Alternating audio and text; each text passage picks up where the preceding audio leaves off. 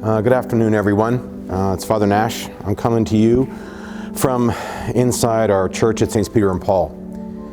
You know, I would come in here periodically before all this pandemic started, and it never really fazed me as much as when I would come in and be in the church by myself, because I always knew that I would be in it with all of you within a day or two or on the weekend. But I got to tell you, it's very painful to walk in here and see this empty church. I miss seeing all of you guys. I know I'm speaking for Father Angeloni and for Father Oscar when we say it's just so strange to not see you guys, you know, every day and of course on the weekends. So I thought it would be a good idea for us to take some various shots of different parts of the church just so you can kind of get a feel for being back in it again. You all sacrificed so much to build this church, and it has been just a wonderful home for all of us, for me for 6 years and for many of you a lot longer. And as you know, at this time where everyone is experiencing difficulties, both spiritually, emotionally, and financially, we are as well, all of those. But I come to you now to talk about our finances. As you can well imagine, the collections are down simply because we can't gather as a community, which is the worst part of it all, that we can't gather.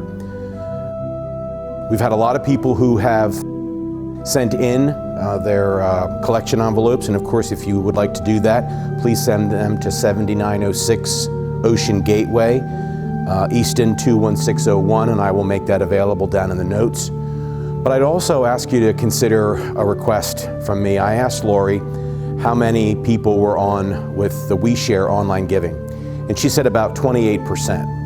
And I really feel badly that I haven't pushed this harder. We just never think that we're going to have to do that until something like this happens.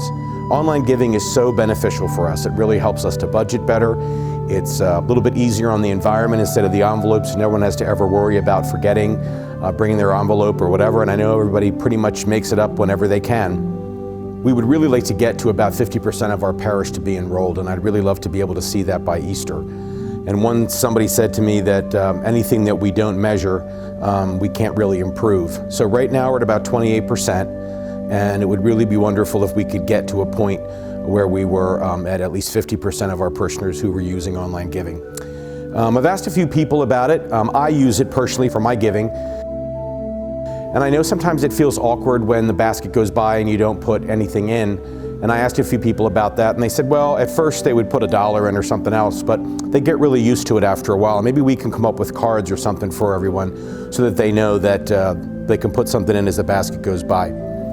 Anyway, so I'd ask you to consider that. I will have some notes that will accompany this video, you know, for a little assistance for each of you in terms of helping to make this happen.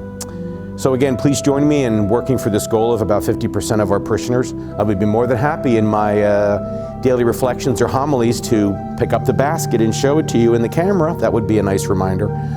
I have to add a little humor into everything. But again, please take care of yourselves. I thank you for all of our parishioners who have done so much already to continue to support us, financially, spiritually, emotionally, wonderful things that you've said to all of us and sent your prayers to us.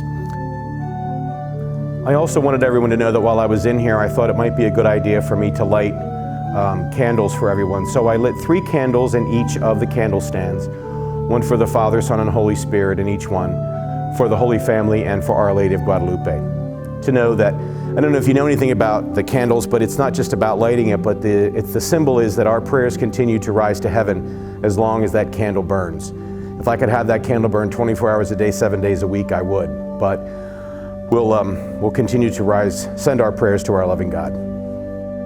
So again, take care of yourselves, and God bless you.